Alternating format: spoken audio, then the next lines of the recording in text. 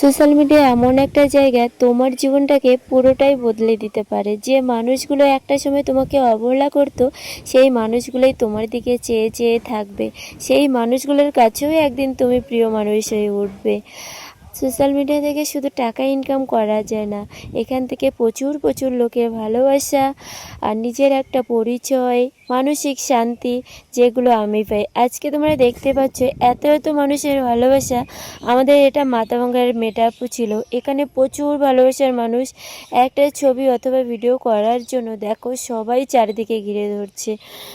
আমি না ছিলাম নায়িকা, না ছিলাম গায়িকা, হয়তো চাকরি করলেও আজকে এত লোকের ভালোবাসা পেতাম না, যেটা আজকে দেখো আমার জীবনটাকে পুরোটাই বদলে দিচ্ছে।